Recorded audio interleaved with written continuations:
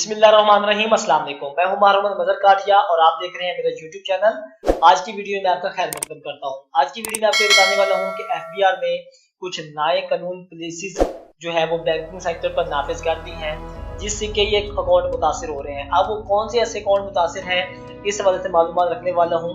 और इस बारे में मुझे चंद कॉल्स भी मसूल हुई हैं जिन्होंने बताया कि हमारा जो अकाउंट है वो ब्लॉक हो चुका है और ऐसी क्या सूरत हाल थी।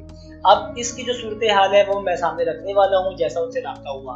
उनका था वो कारोबार और वो रोजाना की बुनियाद पे एक बहुत ज्यादा जो लिमिट है वो लेन देन करते थे, यानी सिर्फ पाकिस्तान में नहीं बल्कि बैरून मुमालिक में भी करते थे।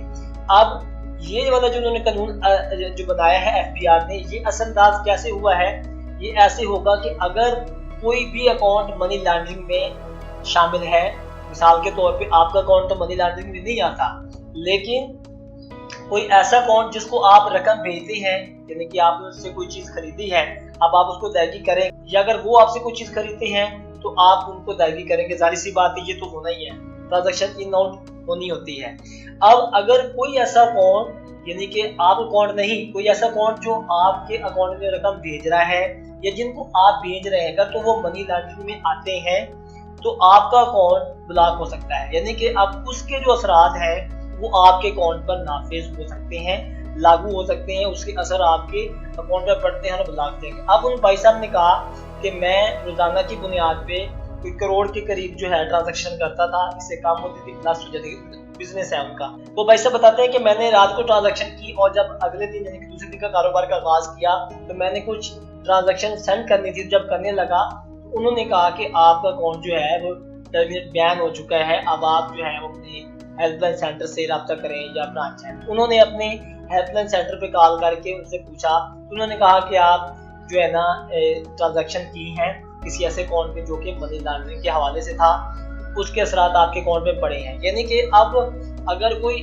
ज्यादा लेन देन आप करते हैं तो आपको FBR को बताएंगे, उनसे क्लीन चिट लेंगे और फिर आप इतनी बड़ी ट्रांजैक्शन कर सकते हैं। अगर बसूरत दीगर आप ज्यादा ट्रांजैक्शन करते हैं तो FBR की जो पॉलिसी है वो आपका अकाउंट बैन कर सकती है। बैन से मुराद ये नहीं कि आपकी जो मनी है वो जब्त हो जाएगी, जो रकम पड़ी है। एक होता है कि आपको पाबंदी लग जाती है, आप उसके वाले से सबूत देते हैं, अपनी जो है वो सारी डिटेल देते हैं, फिर जो आपका अकाउंट होता है वो खोल दिया जाता है। मिसाल के तौर पे भाई का जो अकाउंट है वो तो आप उन्होंने टर्मिनेट कर दिया, बैन कर दिया। अब वो भाई साहब बैंक गया तो उन्होंने बताया कि आपने फलां अकाउंट में ट्रांजैक्शन की थी, वो वाला जो अकाउंट है वो था मनी लॉन्ड्रिंग में आता था, इसलिए आपका जो अकाउंट है वो बैन किया गया। आप हमें सबूत दें कि आपने जो रकम लेते देते हैं क्या आपको उनका सरोकार तो नहीं है। अब वो इस मामले को सुलझाने के लिए पहले FBR के चक्कर लगाएगा, वहां से क्लीन चिट लेगा, FBR वाले आएंगे उसके बैंक में और उसकी वो डिटेल चेक करेंगे अकाउंट की, तो ऐसी मनी लॉन्ड्रिंग की ट्रांजैक्शन तो नहीं हुई, फिर वो जो उसका अकाउंट है वो ओपन हो जाएगा। यानी कि मेन मुद्दा ये है कि FBR की पॉलिसी के मुताबिक अगर आप अपने अकाउंट में ज्यादा से ज्यादा रकम रखते हैं, बेचते हैं, लेन देन करते हैं, जाहिर सी बात है जितनी महंगाई हो चुकी है, शरह ज़र बढ़ चुकी है, अब जो पहले 50 रुपए में चीज आती थी 200 में आती है, तो रकम आपको ज्यादा सेंड करनी पड़ती है। तो FBR ने पाबंदियां लगा दी कि इतनी रकम भेज रहे हैं, या वो वाला बंदा जो मनी लॉन्ड्रिंग वाला आपसे रब्ता करता है तो उनको शक शुबा होता है, वो दूर करना चाहते हैं। तो अब आपको अपने तमाम असासे FBR को शो कराना होंगे, तब आप अपने जो अकाउंट को है वो बचा सकेंगे। बसूरत दीगर अगर आप ज्यादा ट्रांजैक्शन करते हैं या कोई भी ऐसा अकाउंट जो दूसरे से लिंक हो, यानी कि लिंकिंग के जरिए ही रकम सेंड होती है, तो अगर ऐसा कोई अकाउंट के असरात पड़ते हैं तो आपका अकाउंट टर्मिनेट हो सकता है। इस हवाले से अगर हम देखें तो अब भाई साहब FBR के पास जाएगा, बैंक वाले से जाके अपने अकाउंट के सबूत है वो देगा, फिर हो जाएगा उसका अकाउंट ओपन। अब दूसरी बात ये है कि मुल्क में एक करेंसी तब्दील की जा रही है, यानी कि दिसंबर से पहले पहले उनका चांस है कि जो पहले वाले नोट है उनकी कोई ऐसी तारीख मुतय्यन की जाए जो दे दी जाए, ताकि जितनी भी करेंसी के नोट मुल्क में पड़े हैं पुरानी करेंसी के वो जमा हो सके।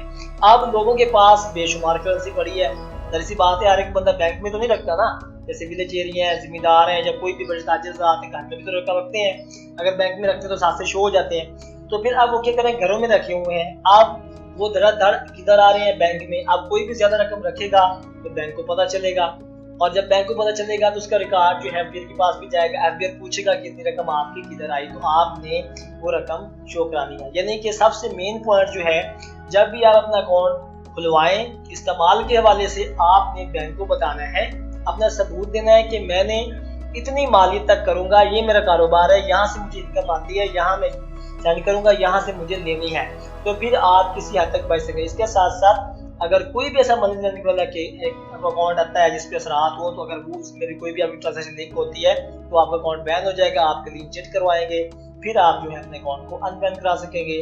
तो एक तरफ देखे जाए तो ये हमारी बैंकिंग सेक्टर पर एक बहुत ज्यादा जो है वो अब शर्त ज़वाबित लागू हो गई हैं, हर एक बंदे को एहतियात बरतना चाहिए और इस वजह से अब जो अमली इक़दाम हैं वो करने चाहिए ताकि आपको कोई ऐसी परेशानी का सामना ना करना। अगर तो आप भी ऐसी कोई सूरत हाल के दो चार होने वाले हैं या जल्द होने वाले हैं, तो आप अपने हिसाब से जो है वो बैंक को सही तौर पे बताइए आपकी इनकम कहाँ से आती है, ताकि आपको परेशानी का सामना ना करना पड़े। आज की वीडियो आपको कैसी लगी है नीचे कमेंट सेक्शन में जाके अपनी कीमती राय का इज़हार जरूर कीजिएगा। अगर चैनल पे पहली दफा आए हैं तो चैनल को सब्सक्राइब कर दीजिएगा, घंटी को प्रेस कर दीजिएगा और नोटिफिकेशन को ऑल कर लीजिएगा ताकि हर आने वाली नई वीडियो का इल्म आपको हो सके। अपना ख्याल रखिएगा, अपने प्यारे को ख्याल रखिएगा। जिंदगी देते इंशाल्लाह दोबारा मिलेंगे, तब तक के लिए अल्लाह हाफिज़।